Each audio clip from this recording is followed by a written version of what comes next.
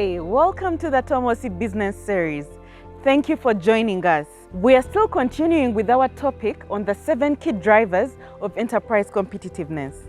In our last 2 sessions, we covered the first, which was productivity levels and efficiencies, where we learned that businesses remain small and constricted when their production levels are low.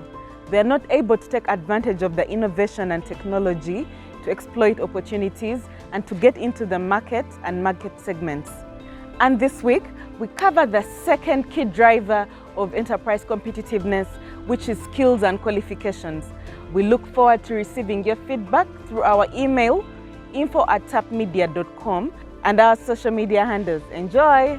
Now, those of you who are listening to me, you may be asking, why is Audrey going through all this background? If we understand that education was limited to largely few in the religious missionary schools, again, remember that almost all education was in missionary schools. You had to go to a Catholic school or to an Anglican school. Now, the Muslims had fewer schools. Now, the lack of Muslim schools meant that Muslims were scared of taking their children to Christian schools lest they become converted. A result of that was less and less education for Muslims until much later now in our generation after 1986. But this is the background. You cannot talk about skill and qualification when the social base education is limited. It's not there. It's religiously set. Now, it becomes clear then to see why the forces of social progress that an entrepreneur, a business person like you, would engineer, it becomes very clear to see that even if you wanted to build skill, you are so severely limited to do it. Now, what I have described in a couple of minutes, really, obtained in many parts of Africa. It's not just Uganda. I can tell you that a totality of this whole colonial experience in Uganda and other countries built a sense of dependency by workers. This is why taking risks to start a business, to run it, is very high in some of our countries, and the tendency to believe that there is only one way to advance. This is the background. So this sense of dependence by workers also limited the skills, and then the only funnel for advancement of the early 60s became politics. Have you ever wondered why, if you stay in a house, you call a house for your workers or people a boys' quarter? Have you ever asked yourself that question?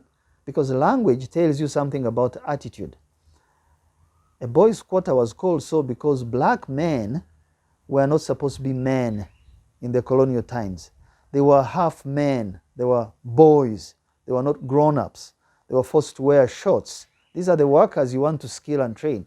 Supposed to wear shorts so that, they are less men, because you are not white, you are not even brown.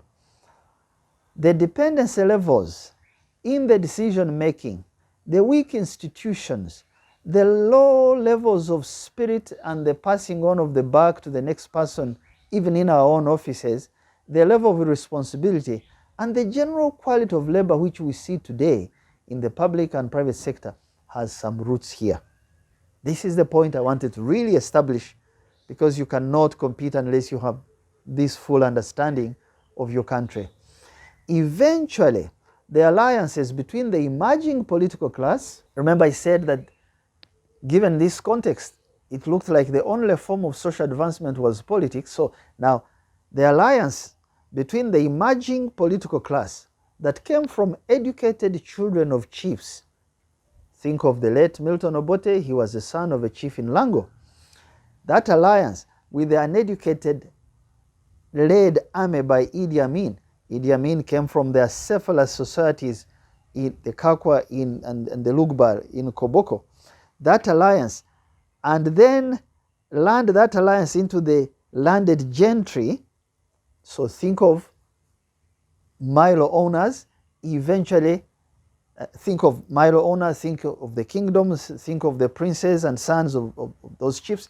This alliance eventually clashed very violently because there was no depth of a nationally agreed economic interest. There was no strong business culture. There was no strong business structure to hold the country together. What happened is that this violent clash led into coup d'etats and instability and destroyed business even more. Now, in many parts of Africa, this happened starting in Togo in 1963. There was a coup. In Ghana, 1966, I think in Feb, Kwame Nkrumah was removed. In Nigeria, a violent one, I think in July 1966. And many more, including army mutinies in Uganda. Uganda had an army mutiny in January 1964, in Tanzania and elsewhere. So ladies and gentlemen listening to me, what is the lesson? Because we're speaking about competitiveness, qualification and skill. What is the lesson out of all this? This is that if the social and economic raw material from which to fashion better skills and qualifications of an enterprise, if these are weak and there is no general agreed upon agency to change or base this on social and economic interest so that you can protect the country, if the only interests served are not for interests of a greater good, but they are narrow, tribal, religious enclaves in a society, businesses will not be competitive. The forces of science and technology, a better competitive standard, as we heard Marx and Engels tell us in the earlier quotation, these tools that would usher a better competitive standard for enterprises will remain stunted. And the rate of social progress that would give businesses a further competitive edge will remain severely constrained. Now, to overcome this, businesses must build in resilience. A few of you who have attracted people, you must build in resilience, in-house training capacity and reinforcement tools, especially given the new advantage of online channels.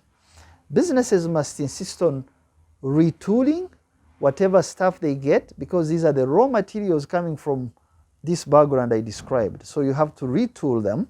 Even the function of HR, as we know it in business, which keeps changing with the times, will not help you very much if the mindset does not catch history and try to use this raw material to retool so that eventually this is our market. These are the people we employ. These are the people who earn and buy our products and services. We must give staff both broad technical skills and functional business skills.